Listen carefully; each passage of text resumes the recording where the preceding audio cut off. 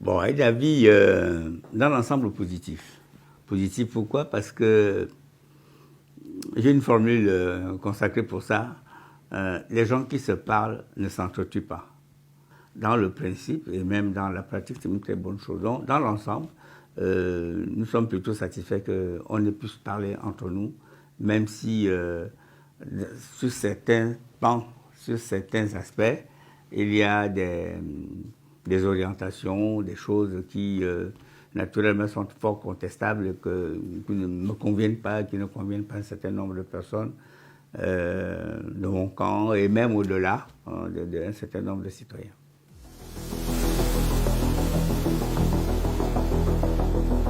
Il y a le problème qui concerne spécifiquement les partis politiques, la demande de suspension de tous les partis politiques et d'une manière particulière du Parti démocratique gabonais. Et au-delà de ça, l'illégibilité de certains cadres. Bon, là, je trouve que on n'a pas pris le temps de bien réfléchir à cela. Je pense que il ne faut pas raisonner émotionnellement dans des choses aussi importantes. Hein. Il ne faut pas raisonner émotionnellement, il faut raisonner notionnellement. Il y a eu beaucoup d'émotions.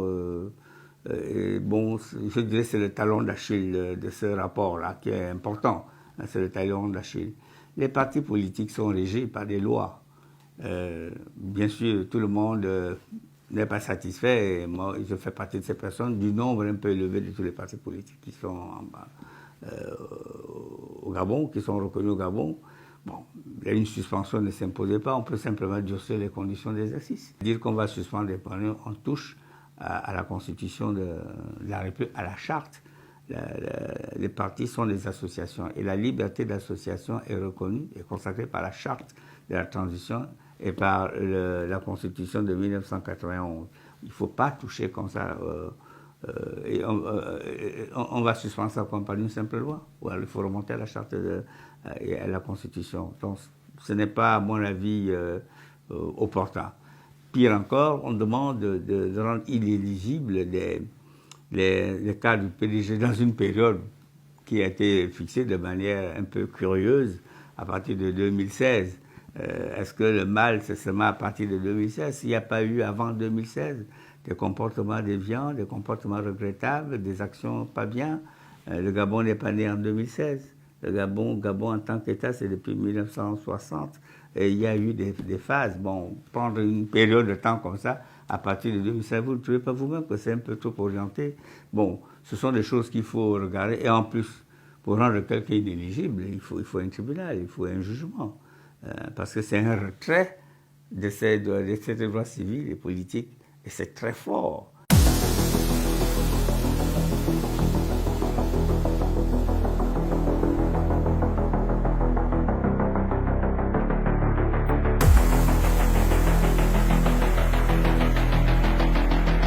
Écoutez, avant de répondre de manière directe à cette question, je voudrais quand même souligner deux choses. Après la lecture et la remise du rapport au président Oligui Nguema, il y a eu deux grandes interventions. Il y a eu l'intervention du président Touadéra, qui est facilitateur dans le cadre du Gabon, et bien sûr l'intervention finale du président Oligui Nguema. Ce que j'ai noté dans l'intervention du président Touadéra, c'est qu'il a dit qu'il faut que le Gabon, à partir de maintenant, se développe sans exclusion. Sans exclusion. Vous retrouverez ça dans le discours du président Touadéra. Pas d'exclusion.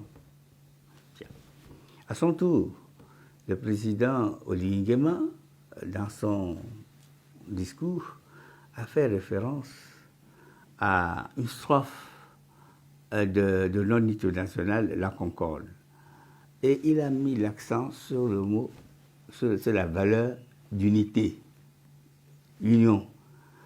Si on met l'accent sur la valeur de l'union, de l'unité, ça veut dire qu'on rejette les exclusions.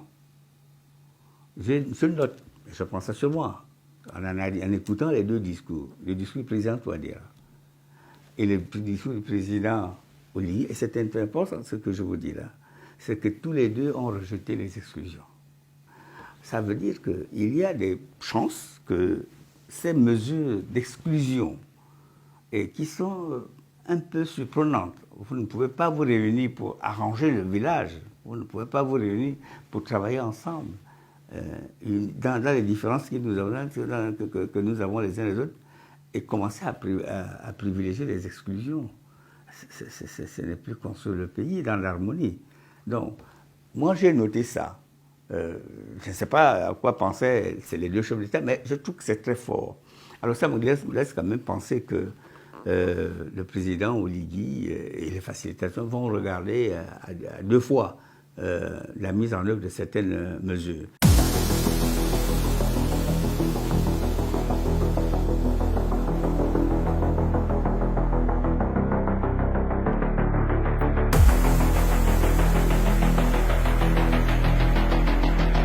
Tout à fait. Nous ne sommes pas du tout vaincus. D'abord, nous pensons que nous sommes dans une discussion, et non pas d'ailleurs pas dans un combat. Nous sommes dans une discussion puisqu'il s'agissait d'un dialogue. Un dialogue est tout sauf un combat. Bon, donc, nous sommes dans une discussion. Il y a eu des orientations qui ont été faites qui ne nous conviennent pas.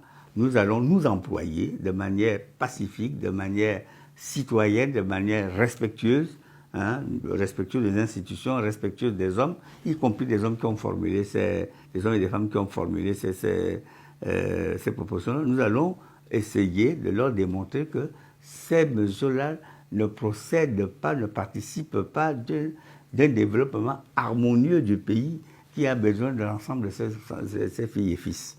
Donc, il faut mettre l'accent sur l'union, il ne faut pas exclure.